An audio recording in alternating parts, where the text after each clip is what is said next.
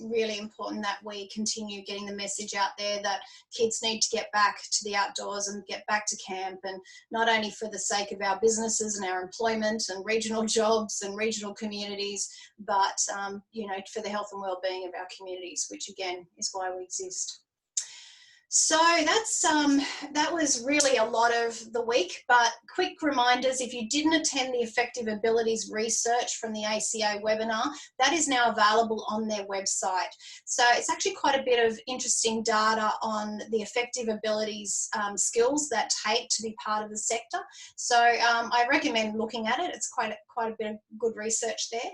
There is another webinar coming up that ACA are running next Monday. And this is great for any of you guys that are in the camp facility area.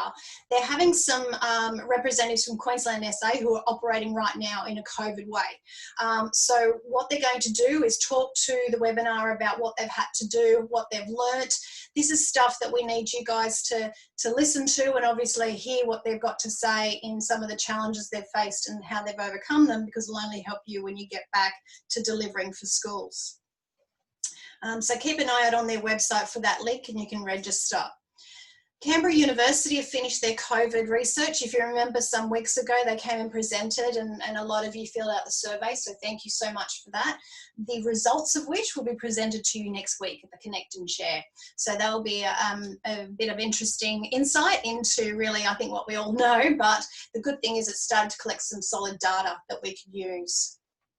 Some reminders for you: please grab that media release that I sent to you in the members newsletter last week and forward to any of your local media. I don't know if any of you have been able to do that as yet, but please, if you haven't, please do that, because any extra exposure we have does filter through, and as our friends pick up the media clippings, they'll see the same message again and again.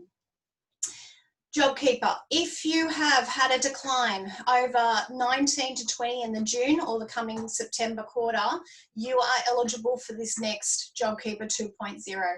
I'm sure you've already discussed this with your accountants, but if you haven't, please make sure you're onto that. Although it has changed, if you have experienced that decline from 19 to 20, you are eligible. So please make sure you get in there and keep that consistent cash flow coming through your business. And school holiday programs. If you are offering something over school holidays, please let us know so we can help promote it for you and get it out to the wider community. Yeah, it's really crucial that we start also telling people that we're still open for business. So please send it through. Now that's really quick and sweet, and because I want to make sure we take as much time as we can with Michael and Guy. They've got some amazing information to share with us. So I'm going to actually pass over the baton to Guy now. He's going to share his screen, and let's talk marketing. Thanks, guys. Thank you very much, Laurie. Yeah, firstly, just thank you so much to Laurie and Michael for making today possible, and we're super excited to be able to share a short but hopefully impactful time with you. Before I go any further, can I ask you all to turn your cameras on? Don't be afraid. There we go. We want to make this as interactive as we can. So pets, children, anything that's happening in the background doesn't matter. There we go. Cameron's on, Helen's on, Greg, Bronwyn, Paul, Brad, Ryan. Are you going to join us on your cameras? Call it out. There you go. So the reason why I'm obviously doing that is I'd like to just introduce some of the things that I'm going to ask you to do, just to let me know that you're hearing and understanding what I'm saying as we're going along, without us having to all unmute, because that would obviously cause a bit of chaos. So just a couple of simple Zoom pointers. I'm sure most of you are probably pretty skilled on Zoom by now, but I just wanted to talk around a couple of things. First of all, you can either have speaker view or gallery view. So in the top right-hand corner, if you click on, it'll probably say speaker view for you at the moment. If you click on that, you'll have options of how to change your view. So top of your screen, you can either go to gallery or speaker. So if I've got slides up, speaker is probably where you want to be. If we are in a bit more of an interactive session, then gallery is where we want to be. At Coast Adventures, you don't need to see me eating bacon and eggs. Ha! That sounds good. Where's mine? And then obviously, if I'm asking you a question or want to be sure that you understand something, I might ask you just to wave or give me some knuckles. So could you do that now? Wave or knuckles? Yes, gotcha. Beautiful. Thank you. What else do we have? We are going to go into a breakout room at one stage. So if you haven't been into a breakout room yet in your Zoom journey, don't worry. Laurie, are you looking after breakouts, or is Michael? So Laurie will take care of that. Yeah. It's an automated process. I'll let you know when it's going to happen, and you'll be allocated into rooms where you'll have a brief opportunity to discuss a topic with each other, and then you'll be automatically brought back to the room. You will get a countdown at the top of your screen to let you know when you've got about a minute to go before we jump back into the main room. Cool. I think that's all I need to say about that. I'll take a moment now just to introduce myself and I guess why I'm here. I'm in a Springbok rugby jersey, just in case you were wondering. Don't take offense. I have been in Australia for 10 years. My name is Guy Lambert. I've been a business coach for just on 13 years now. And I'm part of the team at Action Coach in Wollongong. I work with Michael Collins, and quite simply, what a coach does is probably quite similar to what a lot of you guys do. When our clients come to us, normally they are looking for some clarity on where they want to get to, and they need some support with a plan on how to get there. And then we obviously hold them accountable along the way. So with you guys, what you do for work is very similar. You know, if you were going to lead us from one particular point to another, and we had to traverse rivers, mountains, canyons, whatever it might be, we're going to have a plan on how we're going to do that. We're going to have some fallback options and safety options in case things don't go according to plan.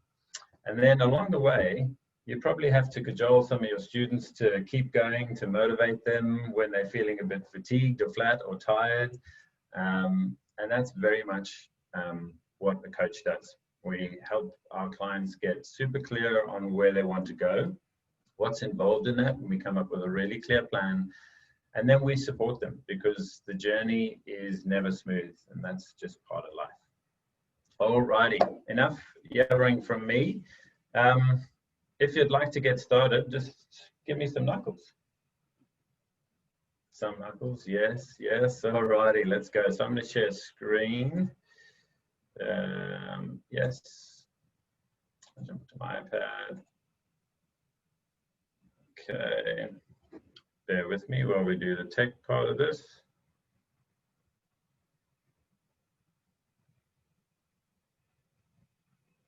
Okay, screen mirroring, you should see me pop up in a second.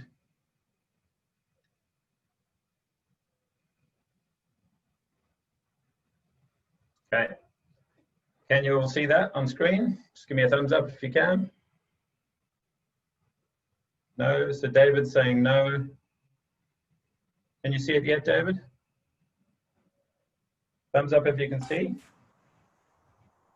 Is it meant to say clarify? Clarity. Clarity, sorry. Cool. So if I do that, let's just take it away and say, can you see that, guys? So if you've printed out your handout, you'll have this next to you. So how this is going to roll today is, obviously, if you've printed out some of these handouts, you'll have them next to you. If you haven't, don't worry too much, because I'll visually represent everything on the screen for you. You might want to have some paper with you just to jot some stuff down. But the flow and the structure of how we'll look at today is going to roll out through a number of different models and structures just to help you guys get clear on where you are, have an opportunity to share and express how you're feeling, and then we will track along and actually give you some structure so that by the end of this, you've got a plan of what to do. Alrighty, so at the moment, obviously, your work environment has been significantly impacted by things that are out of your control. And it's quite natural at this point in time for you to have a number of fears and frustrations. And that's obviously going to influence how you feel, the things you think about. And so what we want to look at in this particular instance is, how do we shift you from being fear-focused towards being a little bit more positive and being clear on what your aspirations are? So what I'd like you to do now is, in this little block here, I'd like you just to take a moment and write down your 3 greatest frustrations at the moment. Does that make sense? I'll give you about a minute to do that.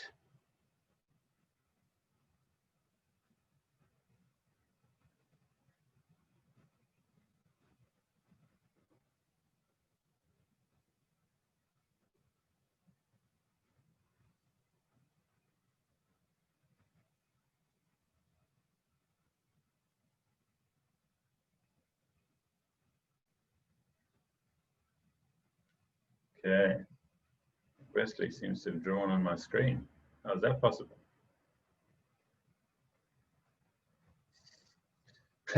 I'm not sure how that happened, and I can't undo it, but I'll leave it there. Okay, there we go, it's gone. Yeah, I'm not sure how that's happening. I'm going to leave that there so I don't mess anything up. So someone seems to have drawn a red line on the screen, and we'll let them roll with it. So has everyone got their 3 greatest frustrations down at the moment? If you have, just give me a thumbs up. Yes, Simone has. Cool. So basically, what we're looking at here is, if we continue to focus on our frustrations, then the path that we are likely to follow is going to look like this. So this is where we are today, in the now, and the future is over here. If we continue to focus on our frustrations, it's going to lead us towards a path that takes us away from our aspirations. So we looked at your 3 greatest frustrations, and now I want you to put, what are your 3 greatest fears in this block over here? I'll give you about 45 seconds to do that, because I think this is probably fairly clear and present for most of you.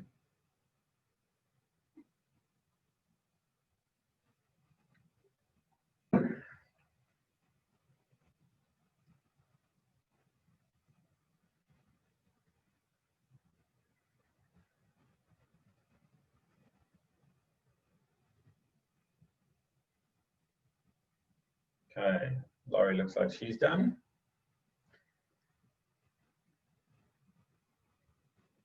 All right, as soon as you're done, just give me a little shaka with your fist. Good.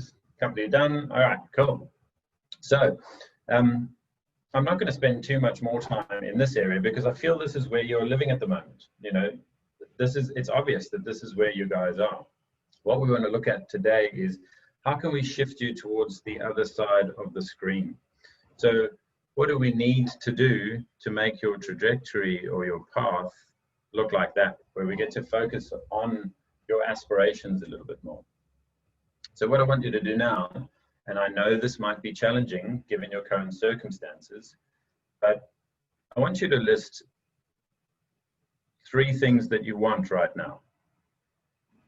Do that last one, because it should be green. Good. So list your 3 greatest wants at the moment.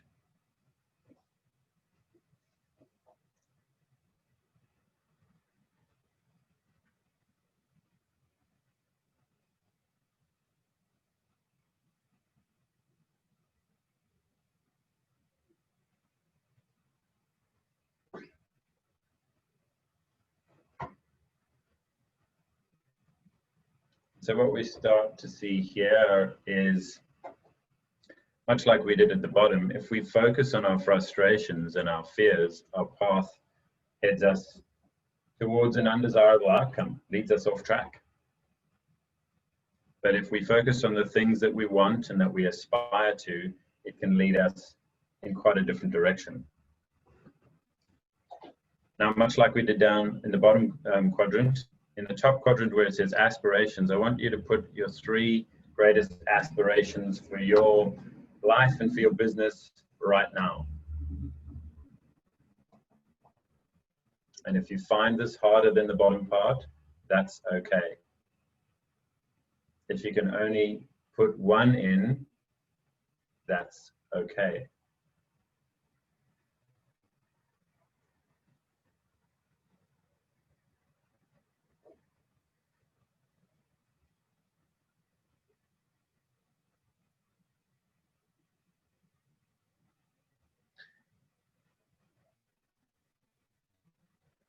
We'll give you about another 10 seconds or so.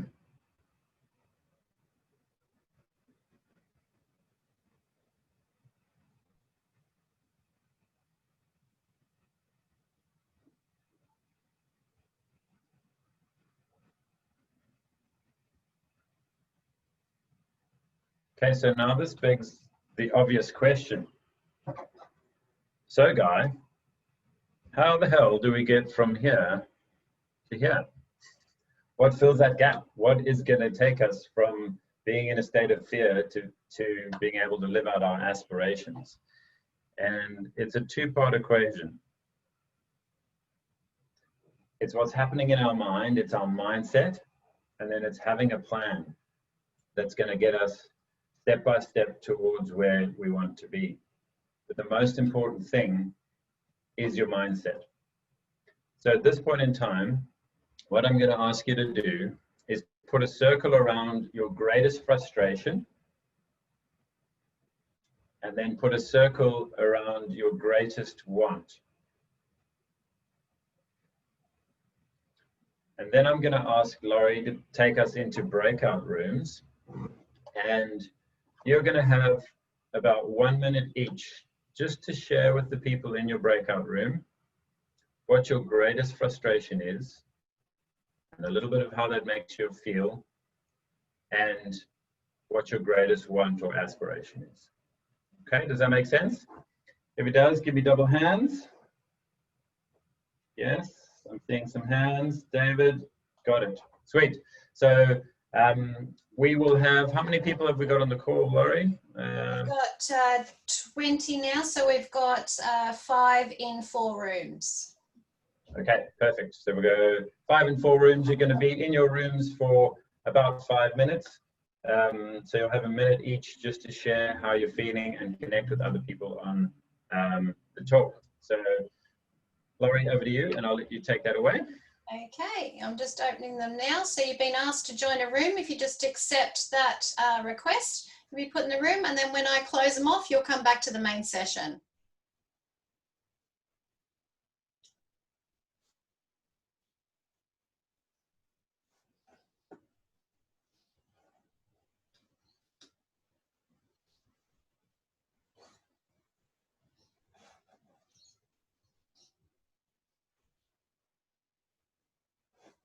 Thank everyone. Cool. Okay, so in this breakout room, we've got Brad, Ryan and Liz. Is that right? No, Liz. There we go. Beautiful.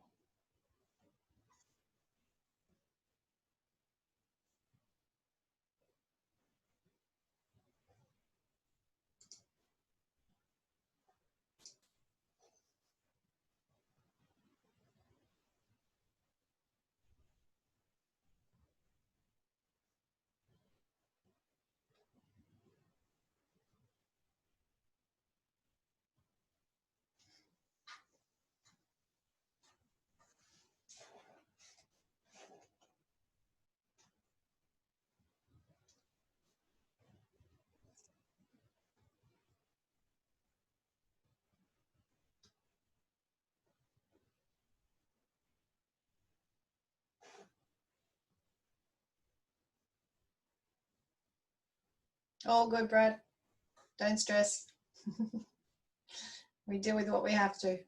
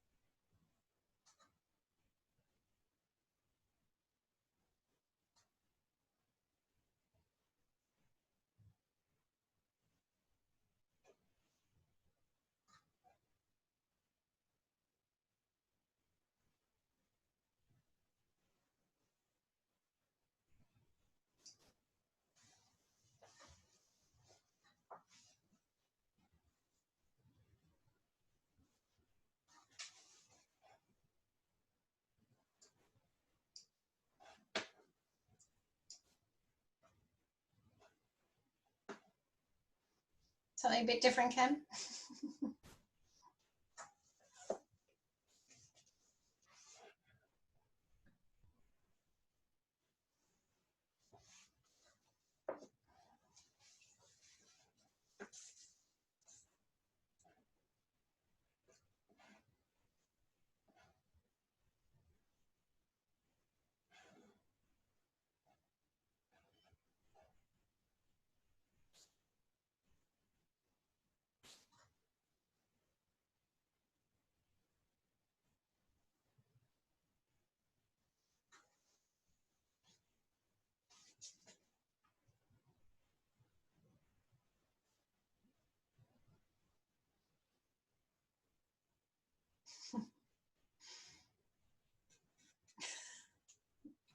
We came back a lot faster than intended. The conversation was still going, huh? The conversation was still going.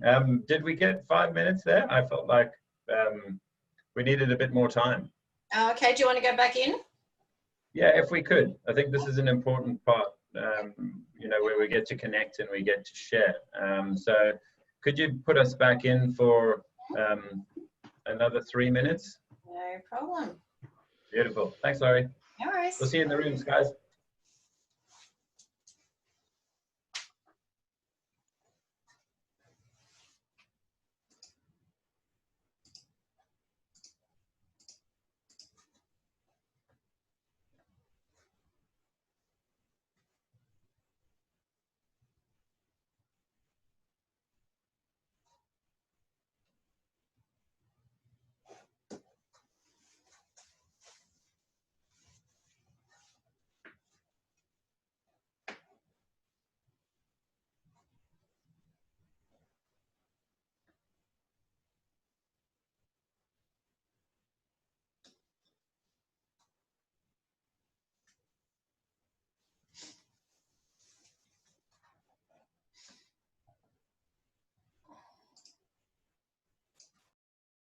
Aspiration, but you know, people have got all their agendas, including councils, you know, which may or may not want to say.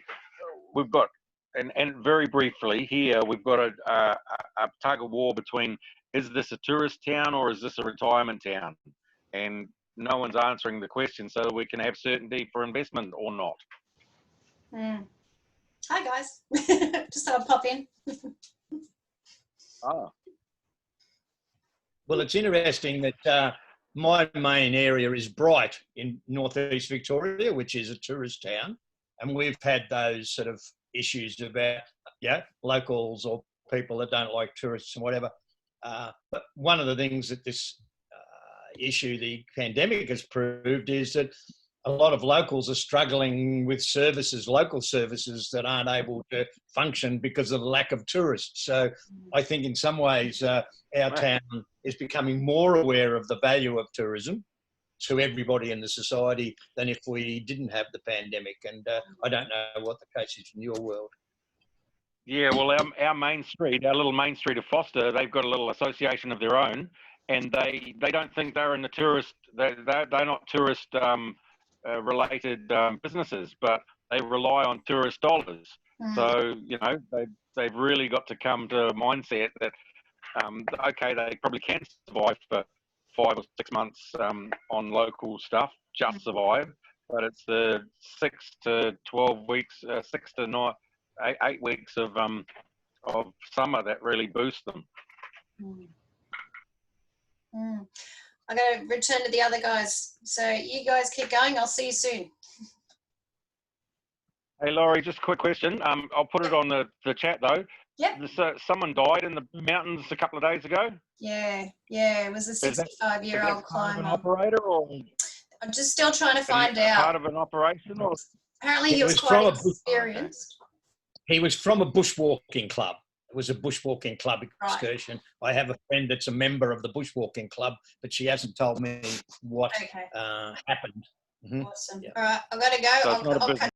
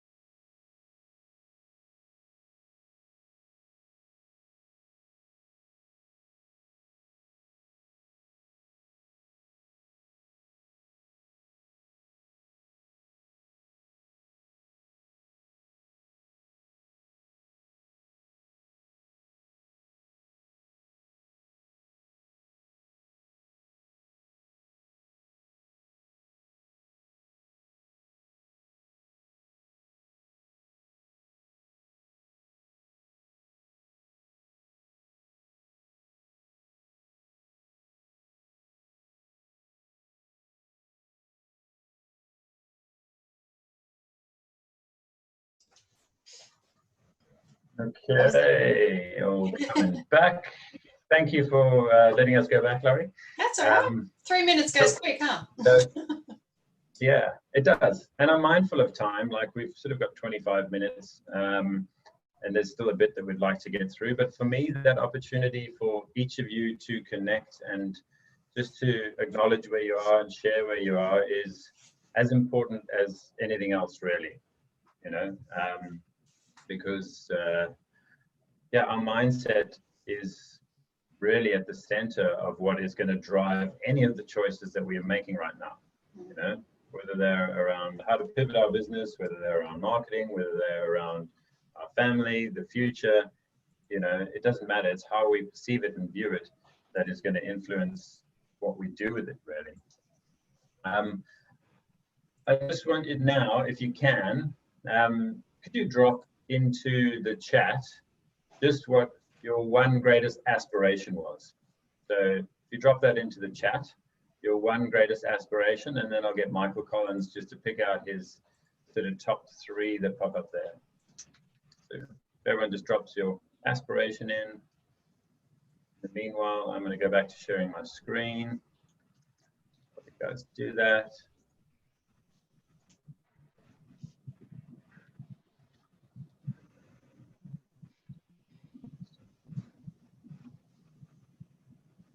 Oh, got some great stuff coming in here, guys. So what am I seeing here? I'm going to wait till we get everyone before I give a quick synopsis there.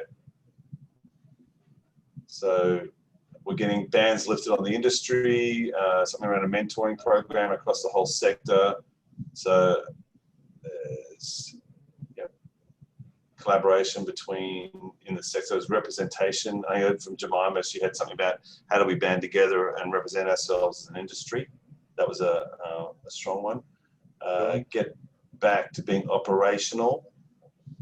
I'd love to have programs more focused on well-being and mindfulness. Okay, that's an interesting one. So, and effective, cohesive national parent peak body, outdoor Outdoor Australia. There we go. Industry equality. So somehow having a voice represented. Something that Ryan said in our group was we want the parents and the schools and the education department all to trust us. So how does that happen? And there's a growing training around outdoor recreation to support our amazing industry.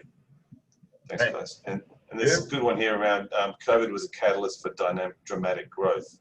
Okay, that was an aspiration, that the COVID was some sort of catalyst for change and growth. Yeah. Thanks, guys. There's some great stuff there. I think that was something that popped up in the room that I was in, definitely, that COVID had given us the opportunity to perhaps pause, and we were forced to look at things differently. We were forced to spend time differently. And for some people, that was more of a challenge than for others, but for many of us, it was an opportunity to see a different way of doing things, to work on different projects, to think about what's actually important to us as people, because we get so busy just in the doing of our lives and of work that we often forget who we are.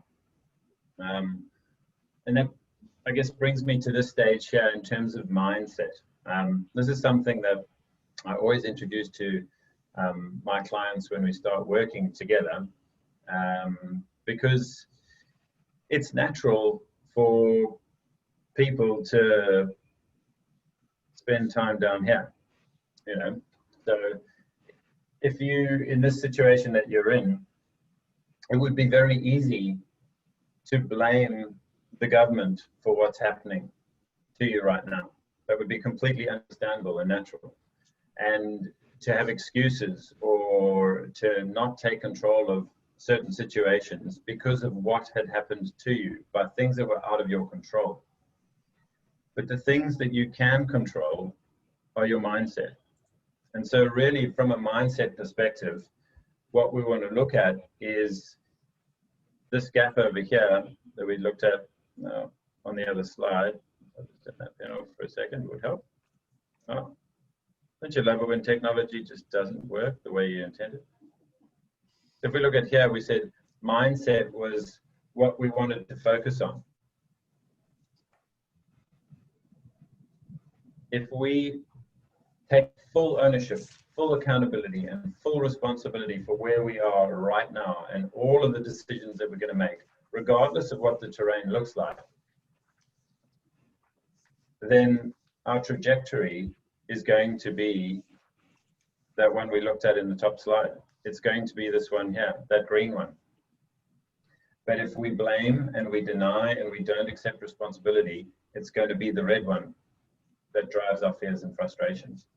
So I just wanted to touch on that for a moment. I know it's challenging, but if you were to use that tool just to catch yourself periodically, my iPad's really misbehaving today, then I'd highly encourage you to do that, to be able to ask yourself the question, ask your team the question, am I operating above the point or below the point? Am I working into power or towards being powerless? All right, a little sermon over. We're now going to move on to, so how can we actually drive some change in our business? Oh.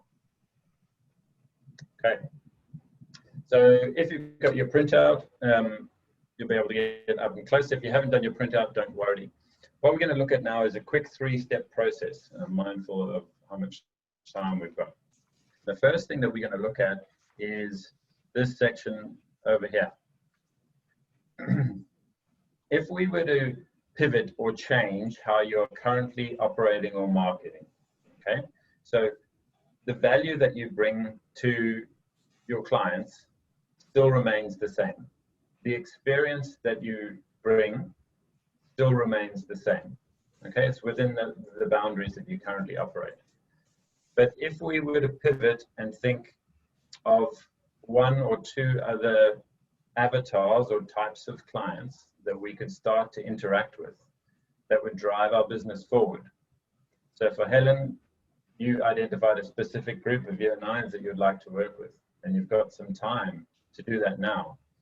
In this instance here, when we look at age, you know, that would be year 9 girls that you particularly wanted to focus on.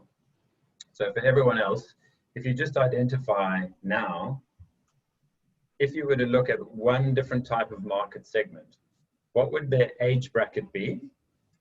So drop that in there now.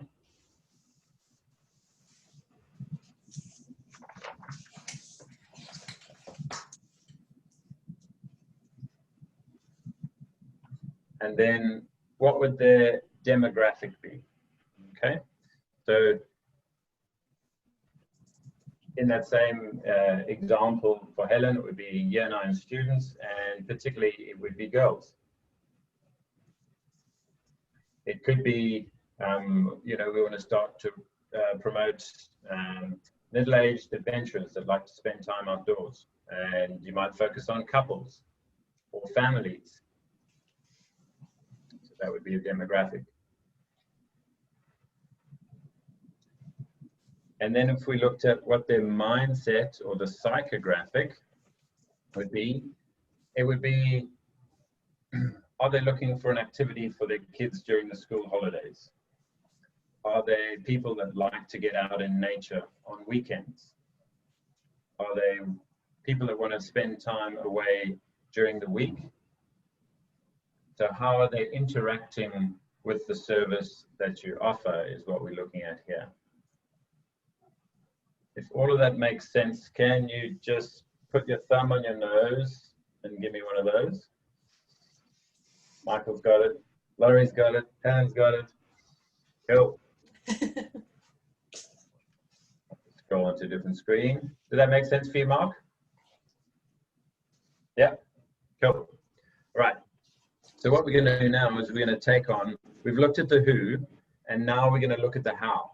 So to look at the how and look at the now, we're going to move on to the next screen down. So I'll scroll down for us.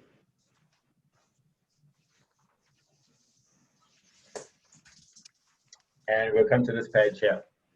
So if we're thinking of, all right, we've got these group of people, we know their age, we know their demographic, we know their mindset.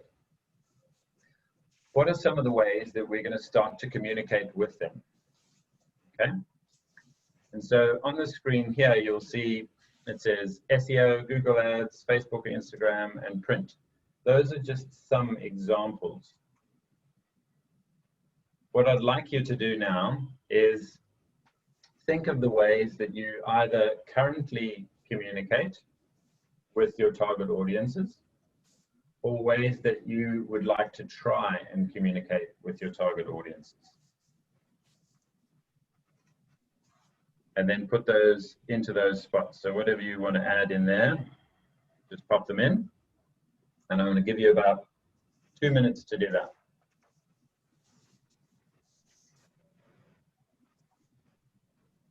This is existing customers and future customers as well, right, guys? Yeah.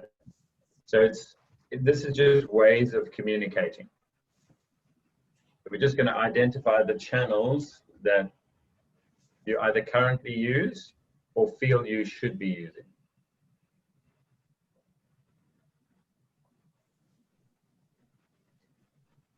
And SEO refers to your website optimization. Yeah. Yeah, thanks, Mike. And then Google AdWords is when we specifically target words that people are using for searches, and that's paid advertising. Facebook, Instagram is obviously social media and any platform you might use in that regard. You might put things like strategic alliances, different networking groups.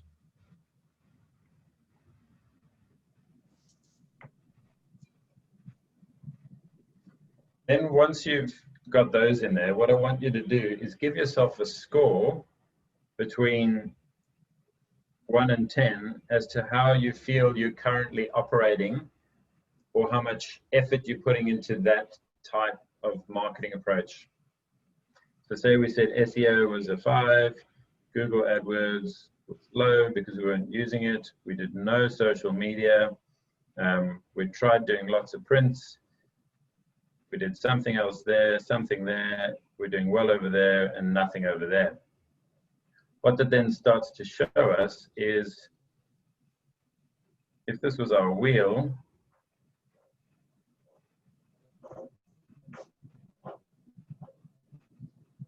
what type of ride would we be having? Would it be rocking or rolling? Would it be smooth or bumpy? As to how consistently we were engaging with that type of a marketing approach or communication approach to our prospective clients. We're going to show. Not What's bad. that, Mike? Then why don't we all hold up our wheels? Yeah, good idea. Show us your The wheels. wheels. Some might be digital. That might be digital, that's all right. Join the dots. Cool. So what we start to see is, you know, obviously if we look at that wheel that I've got on the screen, it's not going to be the smoothest ride. And there's going to be some times where maybe we've taken an approach and it's gone really well, and all of a sudden we're busy, and then it drops away. But in the situation that you're at now, you're pivoting in, and what we want to make sure is that we have at least 5 or 6 channels that we are supporting consistently that are going to bring business to us. Okay? And very often in this instance, or in marketing or in business in general, what we do today only generally provides a result in about 10 or 12 weeks time. Very often the case. But if we start to market now and we're consistent, it's much like that trajectory I drew in the beginning. You know, the change won't happen instantaneously, but if we don't take control of it now and be consistent with our approach, then it's always going to be a bumpy ride. That makes sense to you guys? Cool. So let's take it a step further. What I want you to do now is I want you to identify, so on that wheel you had 8 different channels. What I want you to do now is identify the 6 most effective channels that you either currently have running or you feel are most appropriate for your business, and drop those in there. So whether that's making sure the SEO and your website is working really well, and then using Google AdWords to drive particular type of searches, whether it's promoting yourself at a networking event, into a different community group. So whatever you gave yourself your highest score for in that wheel should definitely be there. And whatever you feel would most benefit your current or your future market should also definitely be there. So one of the things that we see now in the social media game is things like TikTok for kids. Because, you know, while we've got a limit on what we can do, or a ban on what we can do from a school's perspective, the message that we send out might be on a platform like TikTok to get kids excited and motivated, so that they go and complain to their parents or bug their parents, hey, I want to do this. But then another part of the marketing might be communicating to the parents. So you might have 2 channels that you work to drive the same type of traffic, but from different directions. Then in the next box, if you just write down what you're currently doing now, just bullet point, the top 2 or 3 things that you're doing. And also in this corner down here, give yourself a score out of 10 for how you're currently doing.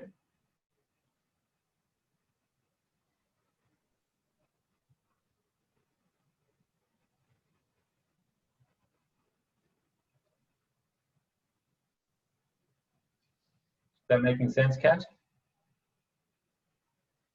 Cool. How are you traveling, Sam?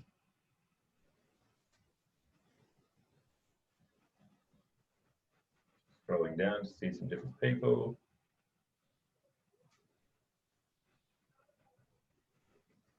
So if we looked at the channel and we looked at what you're currently doing at the moment,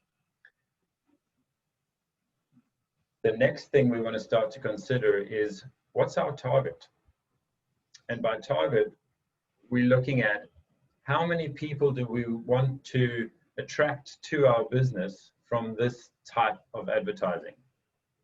So say our target was we needed 60 people to come each month to our business, and we had 6 channels, and we wanted to get 10 people from each channel. Then what we need to do is we need to make sure that the level of activity that we have for this channel over here is going to drive 10 people towards our business.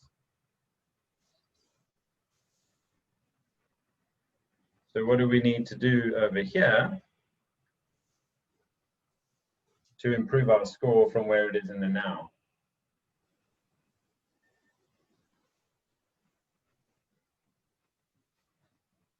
Does that make sense to you, Liz? Yeah? I'm going to give you just another minute and a half or so. This is all high level stuff. We don't want to go into too much minute detail.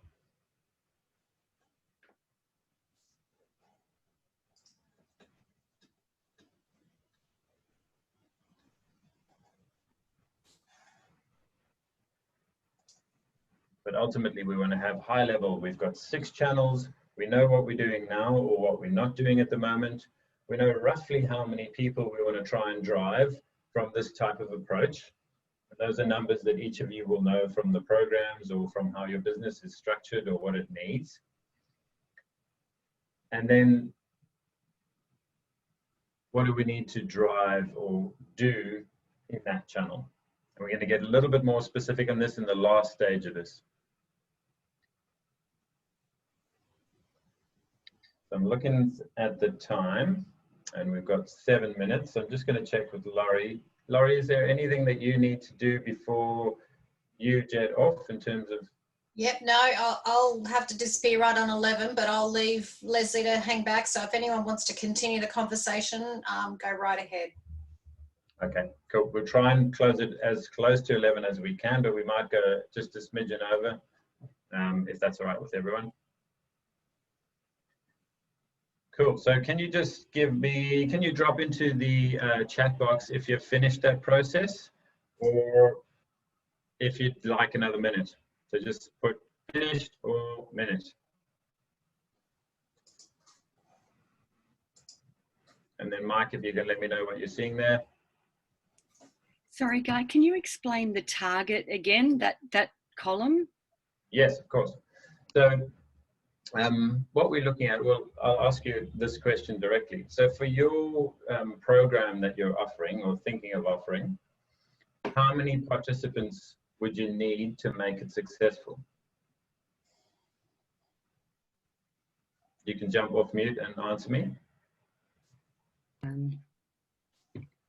Unknown at the moment. Okay. So for what a pilot, yeah, for a pilot program, probably 20. Sorry. Okay.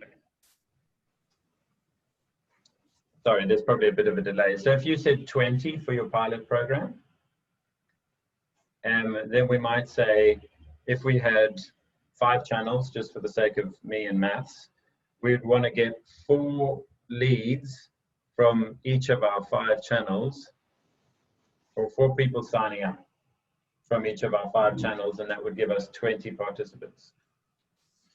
So what that means is, obviously, not everyone is going to see the advert and sign up. You know, our sort of response rates are more likely going to be depending on the nature of the business. But if we're going through print or social media, those sorts of things, if we're getting somewhere between 3 and 5% conversion, then we're doing quite well. If it's from a direct referral or something like that, we're probably going to expect our conversion rate to be higher, somewhere between 30 and 50% maybe.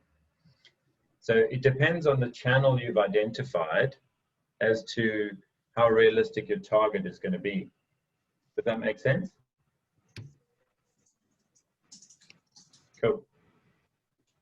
So I know that this is quite a bit of information to absorb and we haven't had a lot of time, but I'll just sort of position that we are going to give you guys the opportunity to reach out and get a bit more support from us if you so desire.